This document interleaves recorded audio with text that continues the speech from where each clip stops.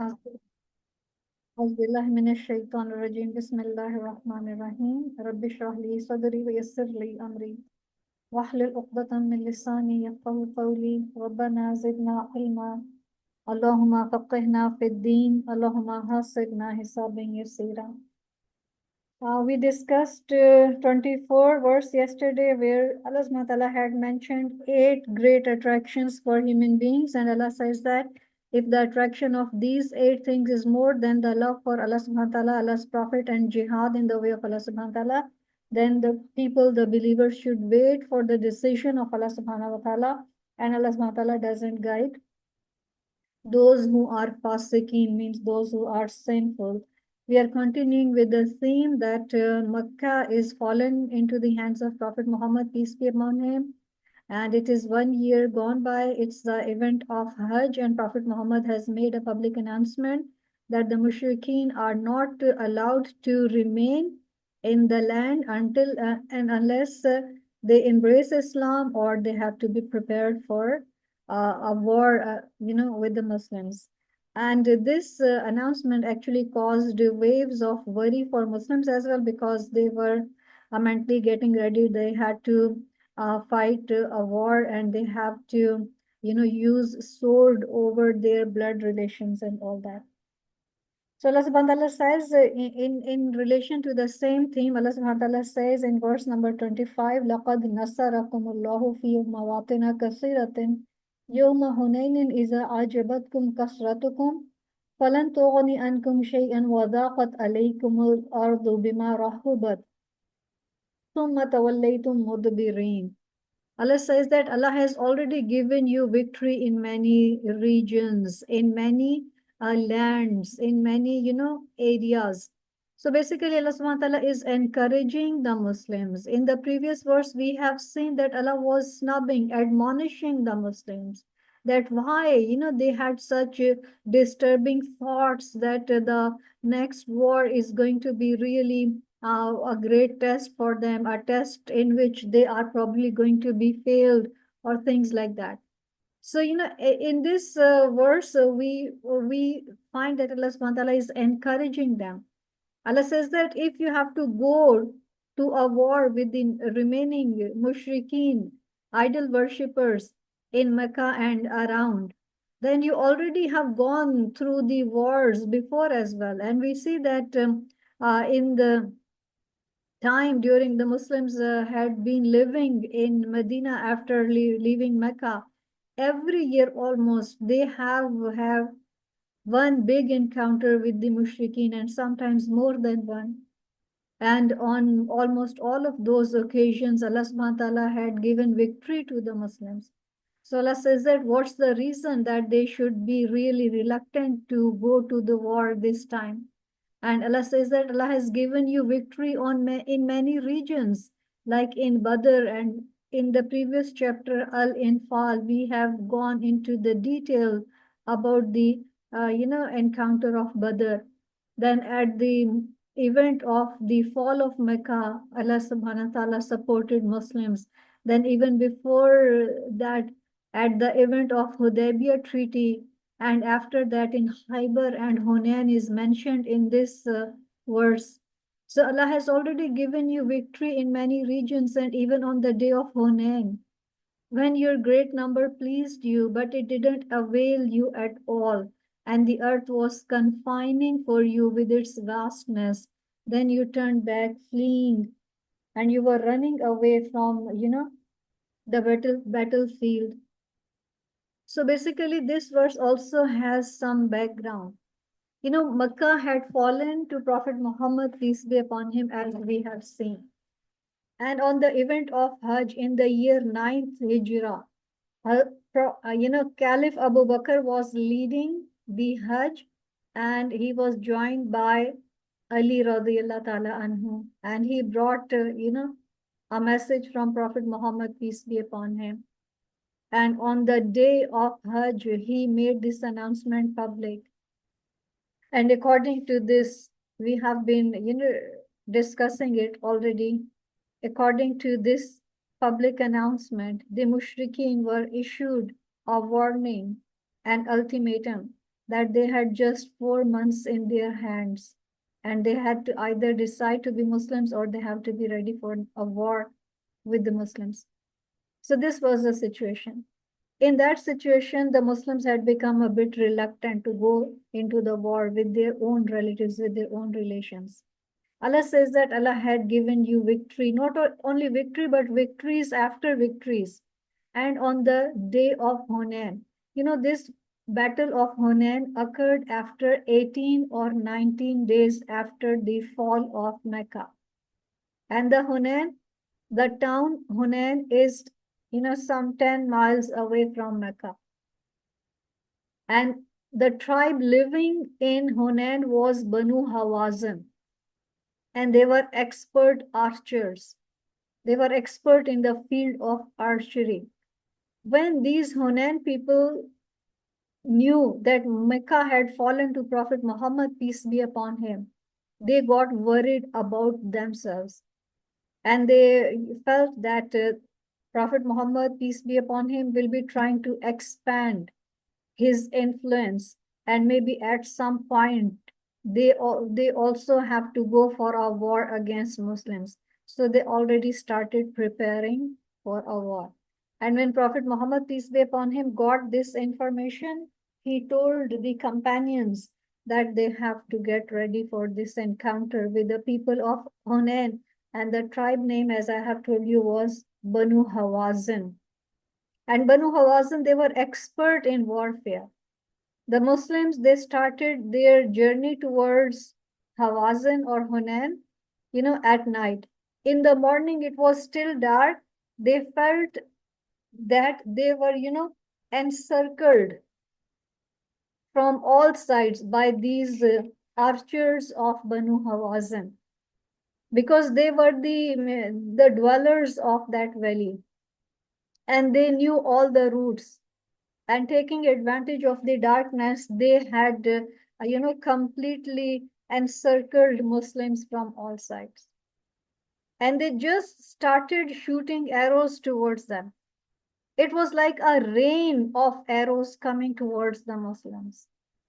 It was so sudden that the Muslim army was very unprepared. They got really nervous. They were least prepared. They were not expecting, such a sudden attack from them. And they got dispersed. And before they had marched towards Hunain, the companions were really very confident. Why confident? Because they were 12,000 in number this time. And it was the encounter that the Muslims were going to show, their strength with the maximum number of army personnel. Before that, in any encounter, the army was not that big in numbers as it was this time. And just 2 weeks ago, or a few days back, they had won Makkah. So they were really very confident, and their spirits were very high. And 10,000 of these Muslim soldiers were consisting of both Ansar and Muhajirin, means the people of Medina, the helpers, and the immigrants from Mecca. They consisted 10,000 of the Muslim army. And 2,000 were, from the new Muslims in Mecca. As Mecca fell to Prophet Muhammad, peace be upon him, يَدْخُلُونَ فِي دِينِ اللَّهِ أَفْوَاجًا, as Quran says, that people started embracing Islam and joining Muhammad, peace be upon him, in large numbers.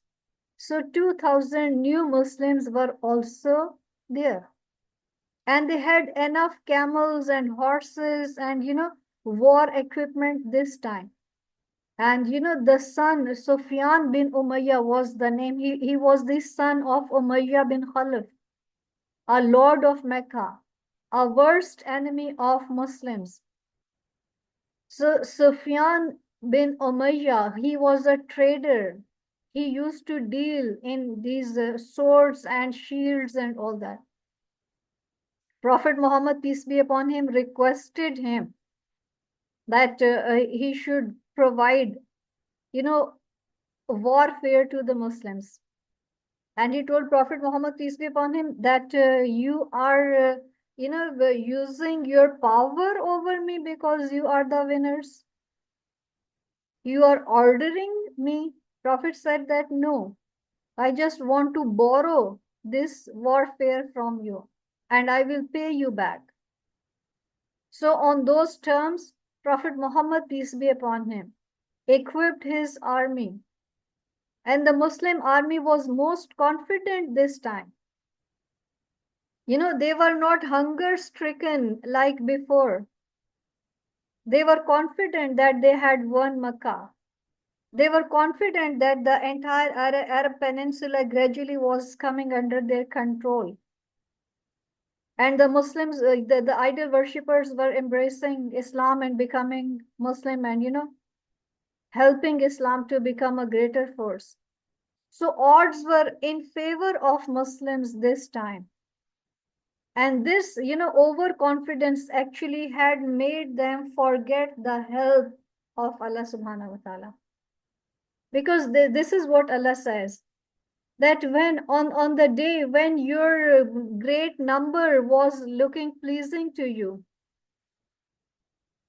when your great number pleased you, and they had forgotten the help from Allah subhanahu wa ta'ala, and they were sure that on the basis of it, the great number and the full preparation and all that, they would be able to win over the Hawazin tribe very easily.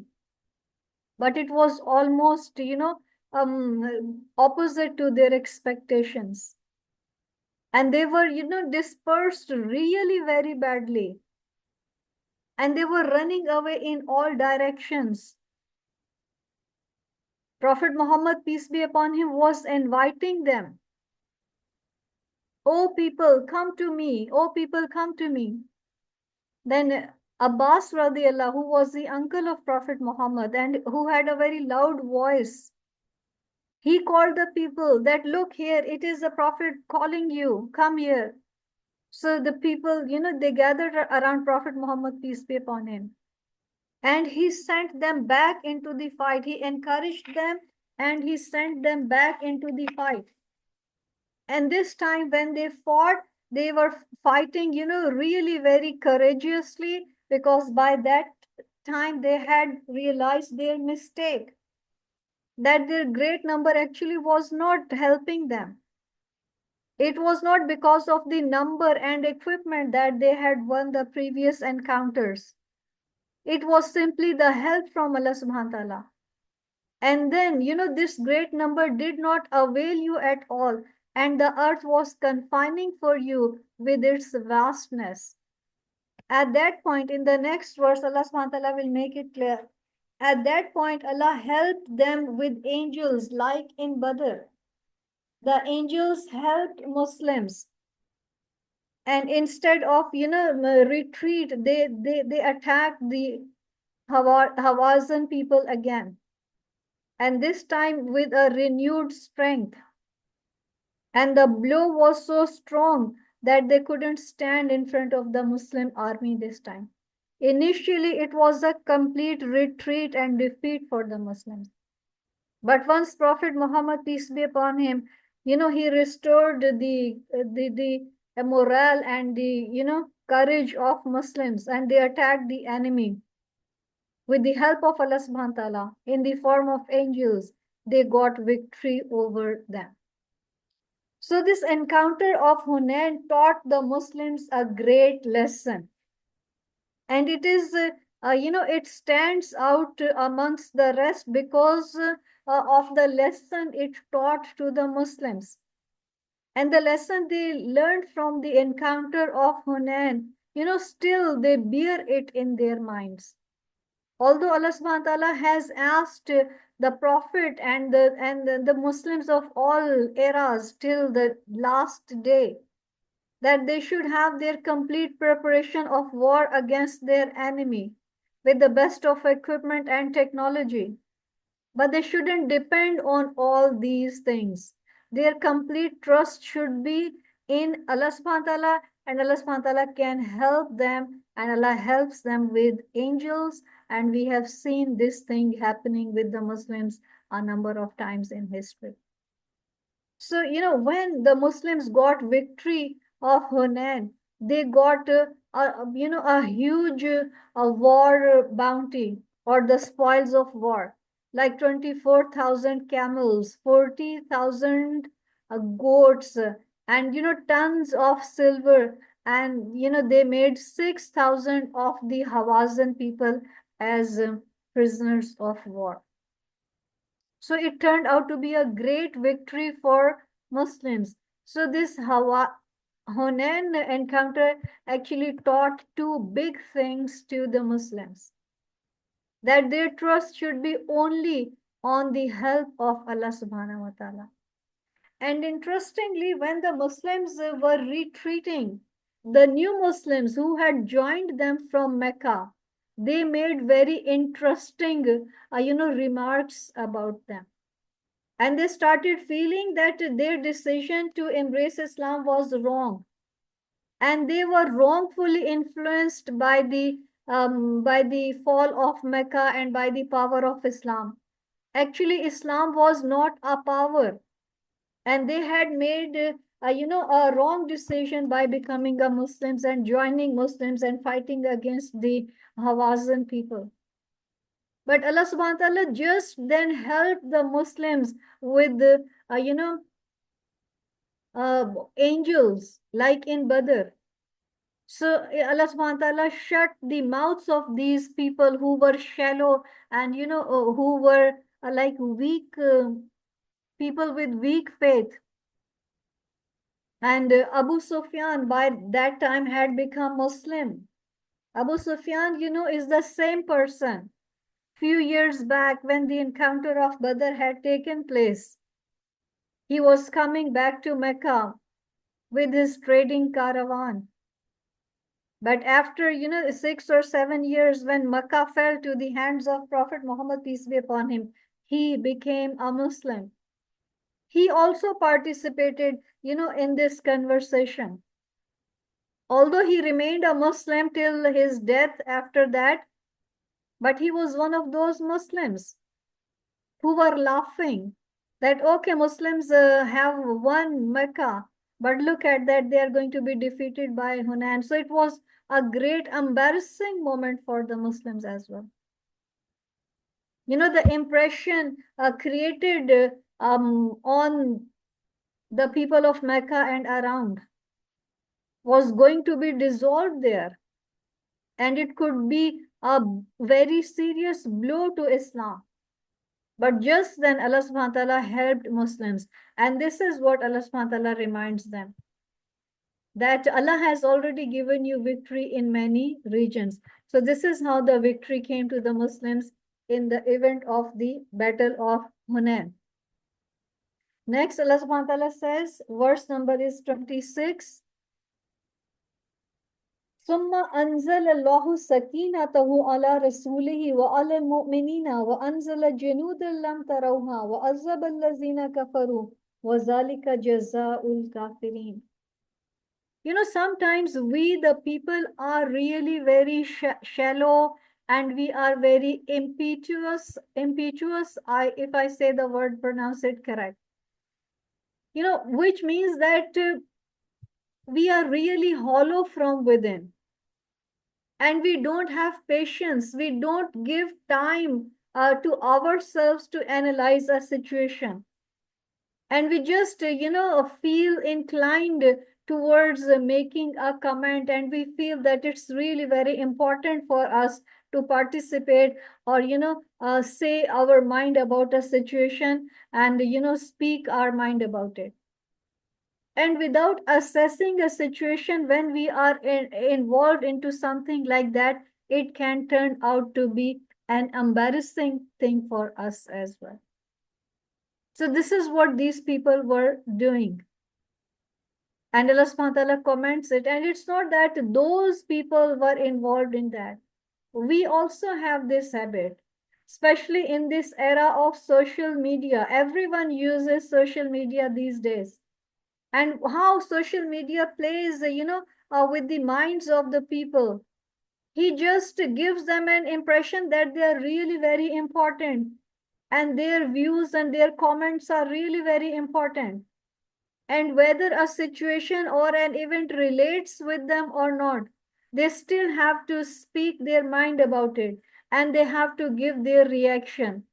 So people, without thinking about the situation, because we as human beings are unable to understand in reality the nature of the things. And when without understanding a situation fully well, when we comment on it, it is something like being dishonest. So this has been a psychology of human beings right from the beginning. And it is hinted at. When Allah sent down His tranquility upon His messenger, upon the believers, and sent down soldiers, angels, in the event of Hunain, Prophet Muhammad, peace be upon him, made the similar du'as as he had made at the event of Badr. So Allah sent tranquility. Tranquility is sakina, sakoon, peace, satisfaction, a reassurance that Allah's help was there. And Allah sent down His soldiers not in the form of human beings, but soldier angels, whom you did not see. And being human beings, these companions of Prophet couldn't see those angels, but they were sure because Allah has informed them through this revelation that angels were fighting besides them and punished those who disbelieved, means the people of Hawazin. And this help from Allah subhanahu wa ta'ala helped to shut the mouth of those people with shallow understanding of the things, who were making negative comments about Prophet Muhammad, peace be upon him, and about Islam and Muslims. So, Allah subhanahu wa ta'ala takes one step, and that one step taken by Allah subhanahu wa ta'ala actually fixes so many problems, confronted by the Muslims or the Prophet. So, with angels coming down to support the Muslims, everyone got convinced of the power of Islam once again. And most of all the Muslims, the true Muslims as well, who have been going into the war with the non-Muslims every other year, and many a times more than once in a year, they were made to realize their mistake, that it was not their great number which could cause them victory.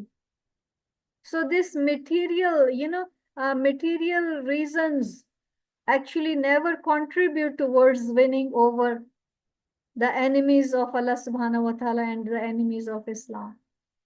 And this lesson should be deep rooted. That doesn't mean that we shouldn't, try to update ourselves militarily. We shouldn't have standing armies ready and fully equipped and skillful. No. After having done everything, within our capabilities, we had to rely in the power and strength of Allah subhanahu wa ta'ala. How much we do have with us materially, how much support of the people we do have with us. It is with the help of Allah subhanahu wa ta'ala that we can have the things done in our life. If Allah is on our side, and not a single human being is there with us, we still should be confident that we are in a stronger position. If everyone is there with us to help and support, but the help of Allah is not there, we shouldn't ever be convinced that we are in a stronger position. So this is the faith, this is the belief of the Muslim. And it is through these verses of the Quran that we learn this thing. And that is the recompense of the disbelievers. وَذَلِكَ جَزَاءُ الْكَافِرِينَ. This is what Allah subhanahu wa ta'ala says. Few things more happens at this, event of Hunain. Prophet Muhammad, peace be upon him, he got huge spoils of war. And he spent it in a way that was, objectionable for some people. As I told you before, that they got 24,000 camels, 40,000 goats, and, tons of silver and this and that. So Prophet Muhammad sallallahu alaihi wasallam, for the first time to win the support of the new Muslims, he spent on them. He gave from this, war booty to these people. Like he gave a lot of share, a great share from this war booty to Abu Sufyan, the same person who was once a worst enemy of Prophet, peace be upon him. So when he gave him, lot of camels and silver and this and that, he asked a share for his son as well. Prophet, peace be upon him, very generously give to his son. Then he asked for the next another son as well. Prophet, peace be upon him, gave him as well. Every single person who had participated in that encounter, he was given a number of goats and silver, and these were the valuables, considered valuables at that time. Maybe these things have no value for us today, but they were really very valuable for those people. At that time, people noticed that Prophet Muhammad, peace be upon him, was distributing that wealth amongst everyone, and he was ignoring the helper, the natives of Medina, who had invited Prophet to migrate from Mecca to Medina, and they had provided shelter and protection and all that. And some people, they tried to turn the helpers against Prophet Muhammad, peace be upon him, that maybe their services were not recognized by him.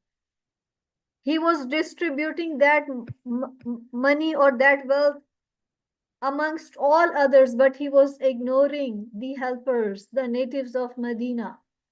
So when Prophet Muhammad, peace be upon him, knew about this thing, these feelings of the helpers, he called for everyone. And when they came there, he addressed them.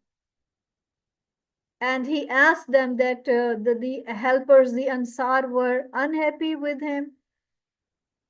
And nobody answered. And Prophet Muhammad said that I was expecting an answer from you, but you're silent. You're not responding to my question.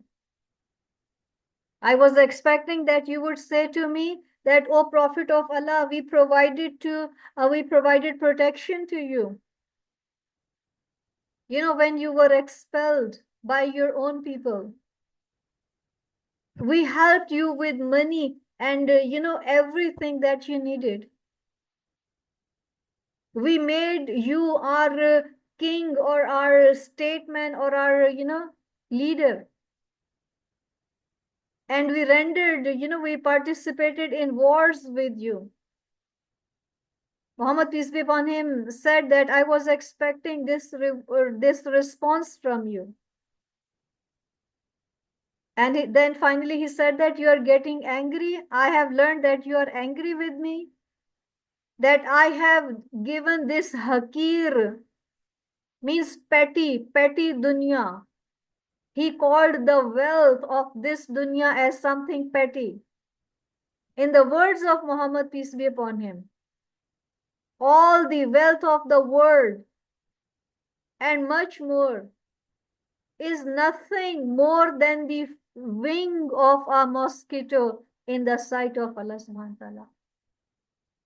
He said that you're getting angry that I gave this petty word to these people to win their support for Islam, not for myself. And are you not happy that these people have got the petty world and you have got the Prophet of Allah with you. And Allah bear witness, if I was not a native of Mecca, I would have preferred to be a man from Medina. So when he said these encouraging words to the people, the helpers, the Ansar of Medina, they became really very happy. And they assured Prophet, peace be upon him, that they are happy that they haven't got anything from the world, but they have got the Prophet of Allah with you. So this is how, the thought of money actually has been a reason of discord amongst the people. Money is such a big attraction that it is really very hard for the people to remove, it from their minds. And it's only very strong people who really love Allah subhanahu wa ta'ala that they are able to, wash off the thought of this thing from their minds. Otherwise, it spoils even the righteous deeds of the people. After rendering such huge sacrifices for Islam, if the Muslim had, fallen for that worldly benefits, it means that they had shown a complete disregard to the reward of their efforts, to the reward of their sacrifices for Allah subhanahu wa ta'ala. The similar thing happened at the event of, Badr, and the same thing happened with these people, the Ansar in Medina. So actually it was a period of the training of the Muslims. And slowly and gradually over a period of few years. And the next, under the leadership of Caliph Abu Bakr and Umar ibn Khattab, the Muslims, they went on becoming stronger and stronger in their faith and belief, because Abu Bakr and Umar were the finest examples of implementing Islam in their lives. And following their examples, after the example of Prophet Muhammad, peace be upon him, there came a time that Muslims were trained, into the war ethics of Islam, the war etiquettes.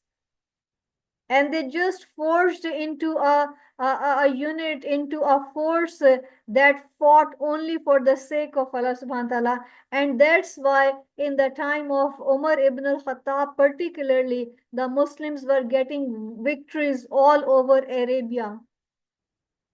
And Rome and Persia had fallen to them. And they were huge, stocks of gold and silver there. And Umar ibn Khattab would cry. He would literally weep looking at. Because he thought that, he said that I'm afraid that this thing, the attraction of this world now, will affect the faith of the believers. When this attraction was not there between them and their Lord, they fought for him. And I am afraid that this is going to weaken their faith. And slowly and gradually we saw that the earliest Muslims, they were true in their faith and in their sacrifices for Allah subhanahu wa ta'ala. But gradually that passion for sacrifice, it simply got removed from their lives. Till we have arrived to this era when everyone is thinking about this world. And sacrificing in the way of Allah subhanahu wa ta'ala appears to be something really very alien. And people question, how come? How is it possible? It is not natural. It cannot be Islam. How can Islam make such strict demands from its followers? The very basic teachings of Islam have become alien, strange to us these days. And that's why we see that no one, hardly anyone is ready to sacrifice their life and everything they have in the way of Allah subhanahu wa ta'ala. So this encounter of Hunain actually had a great lesson. So you see that the previous chapter in Fal and Toba are so full of the accounts of different battles, and yet in Toba next we have a detailed account of another Ghazwa or battle, that is Tabuk, Ghazwa Tabuk. That also will unfold for us so many such details which really move our iman, and which really move us to think as if we are the true believers or not.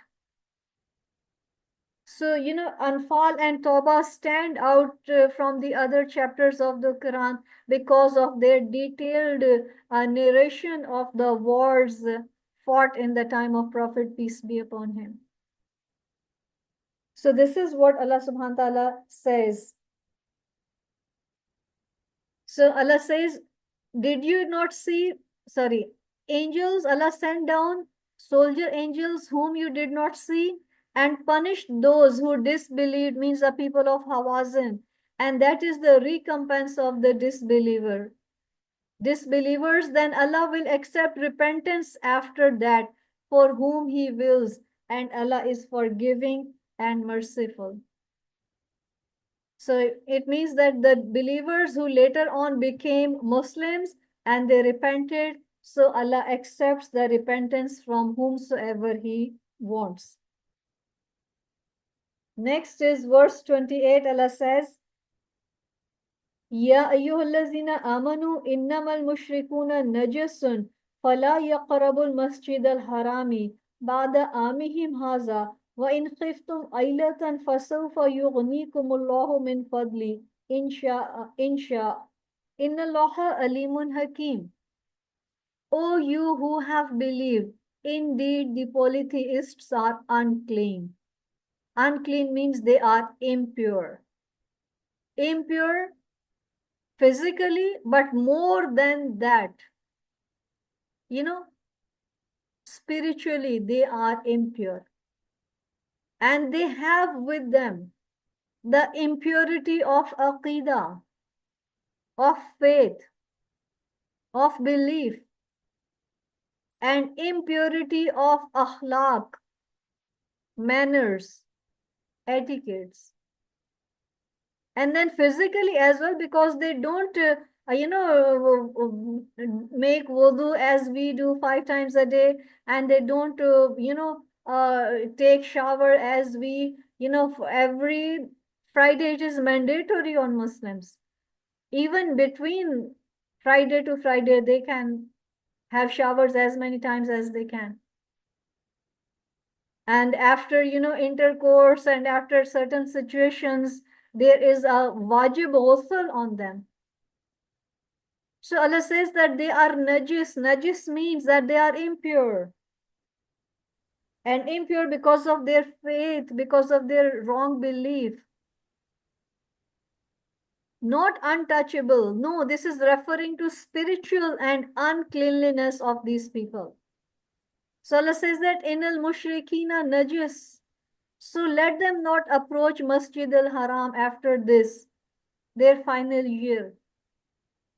Even a Najis Muslim on whom the wajib ghusl is due cannot attend the mosque. The women in periods cannot attend the mosque. But when the mushrikeen are mentioned to be najis, it is because of the impurity of their faith and belief. And Muhammad, peace be upon him, he purified Kaaba. When he conquered Mecca, he entered into the building of Kaaba. He found 360 idols there. He went on smashing them down. This smashing of the idols was symbolic that Kaaba was being purified. And he was saying, Is ja'al haqqa wa zahaqal batila, innal batila kana zahuqa. That haqq has arrived, the truth has arrived. And the falsehood has escaped, has ran away. Innal batila kana zahuka. And verily the batil, the falsehood, has to run away when haq, truth comes. So in this way he purified Kaaba.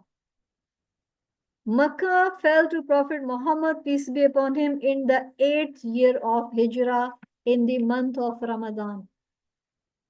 2 months after Ramadan came the Hajj. It was the first Hajj after the conquest of Mecca. It was performed in the old idol worshipper practices.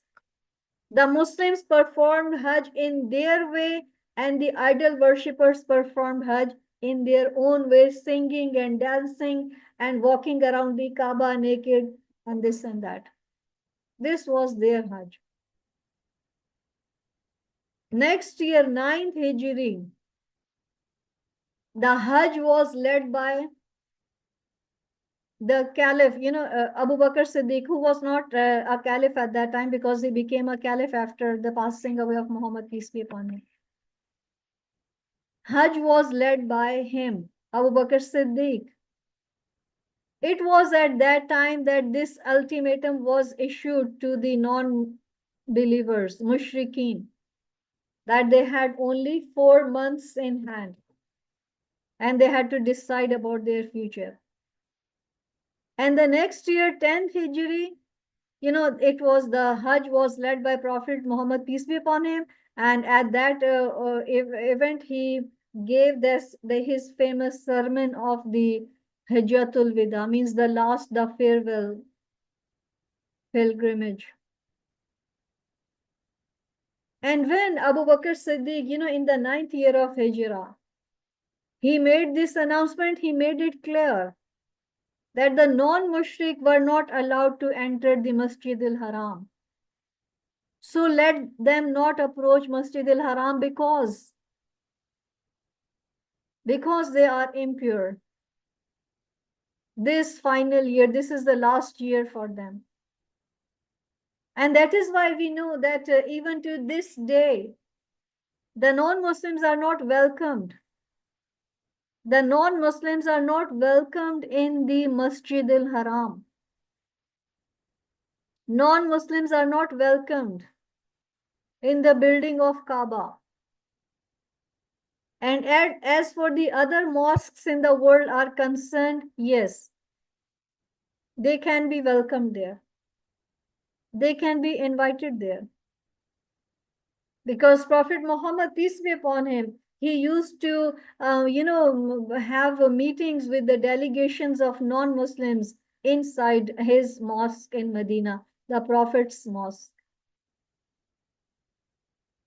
But as per this verse, the non-Muslims, because they are impure, they cannot ever enter into the house of Allah subhanahu wa ta'ala and the Masjid al-Haram that is around the building of Kaaba.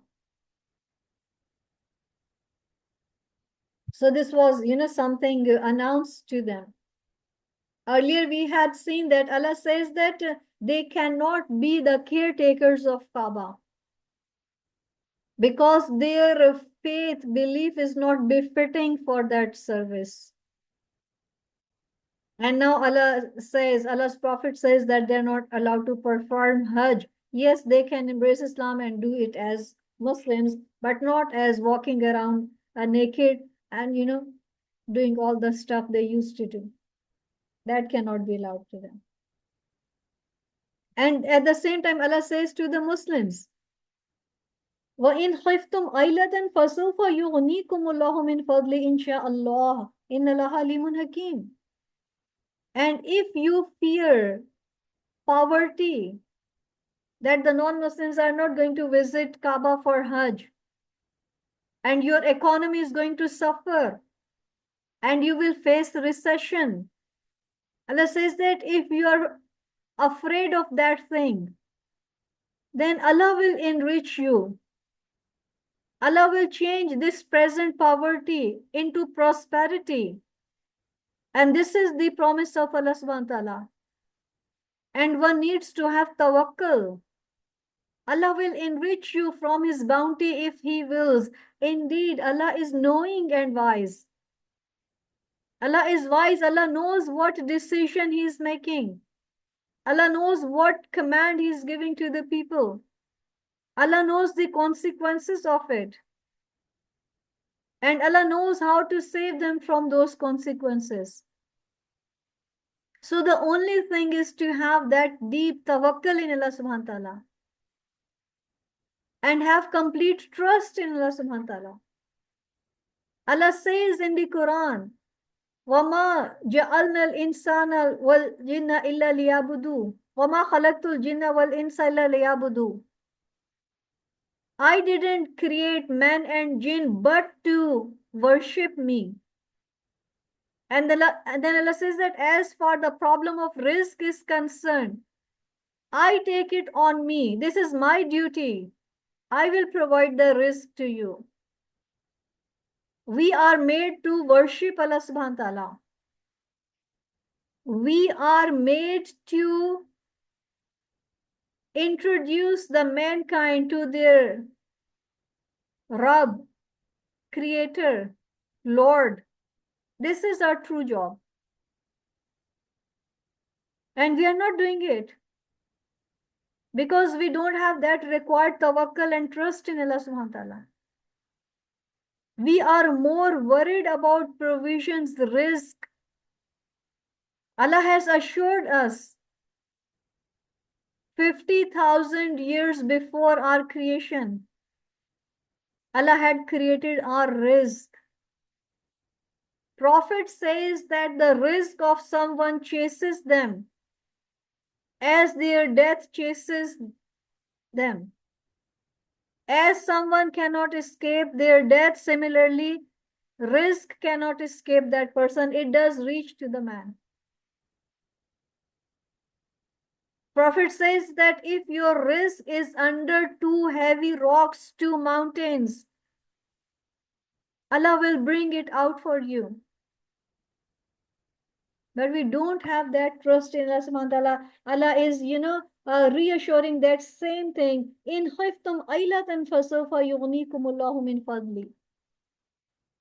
If you fear poverty, if you fear where you are going to arrange provisions for your children, Allah will make you prosperous. You just have to wait and see and go on sacrificing and serving Allah subhanahu wa ta'ala. With full trust, with the trust that the companions had in Allah subhanahu wa ta'ala. And that promise of Allah subhanahu wa ta'ala came true. After Prophet Muhammad, peace be upon him, these companions were still surviving.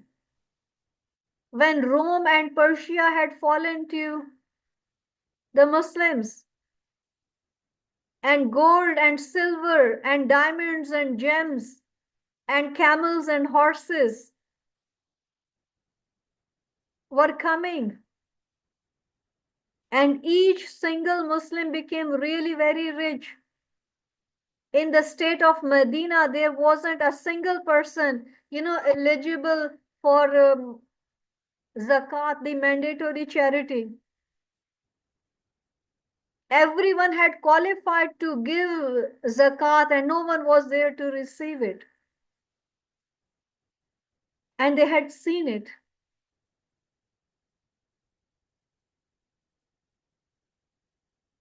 And the sincere companions at that occasion, they would cry that maybe our sacrifices, maybe our services are rewarded to us in this world.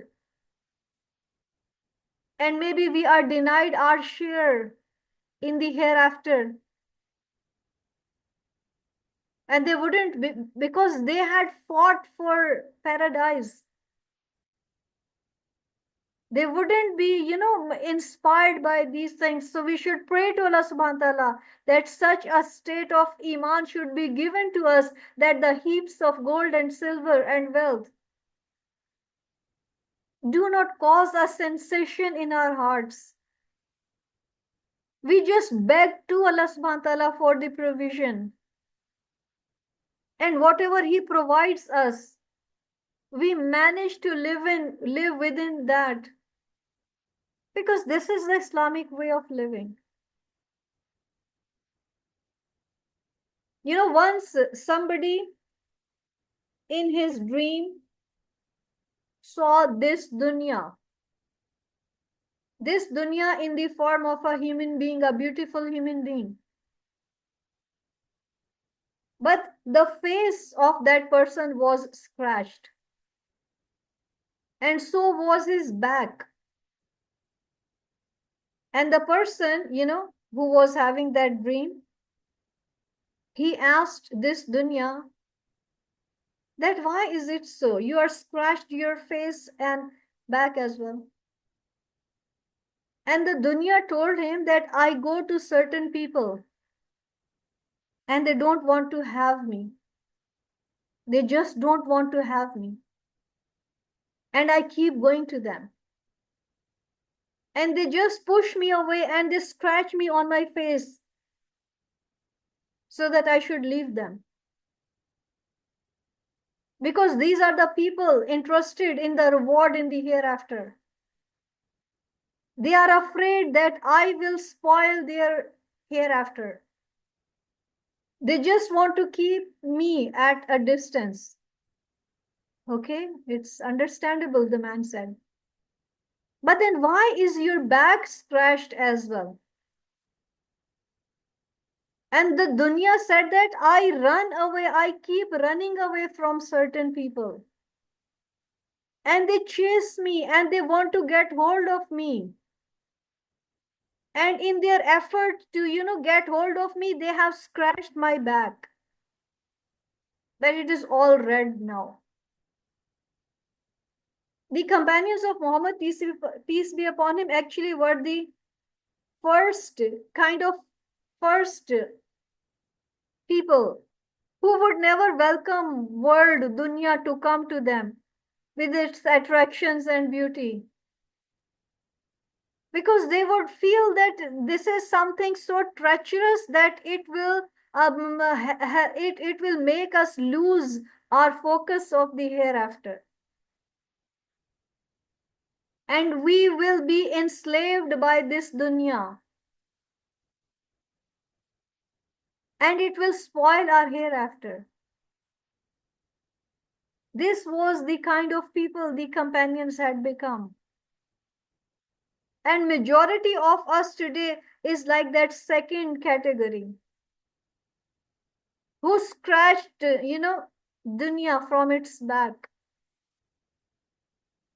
So we need to realize, we need to ask this question with complete sincerity. What do I want really? The hereafter, the paradise, or this petty dunya? I am pleased with Allah subhanahu wa ta'ala, whatever my share is decided by Him, or I keep crying for more, I keep complaining, or my focus is the hereafter. So this is the difference between us and the companions of Prophet, peace be upon him. And then verse 29, Allah says, fight those who do not believe in Allah. The Muslims are encouraged. They shouldn't have any reservation when they are in a situation where they have to fight against the enemies of Allah. Fight against those who do not believe in Allah or in the last day, and who do not consider unlawful what Allah and His Messenger have made unlawful. Means what they have made unlawful, they make it lawful for themselves. And do not adopt the religion of truth. Means they do not embrace Islam from those who were given the scripture. Fight until they give the jizya. Jizya is a tax, a tax, and Islamic State is supposed to receive from the non-Muslim nationals under its care. Either you have to fight against them, or you have to make them Muslims, or these people have to give jizya if they want to remain, in their homes, in their villages, in their towns under Islamic State willingly while they are humbled. And they would be the second rated or second grade citizens of the country. Like someone, they leave their own country of their origin and they go to somewhere else. It is on the condition of that country that they are immigrating, that they have to live the rest of their lives.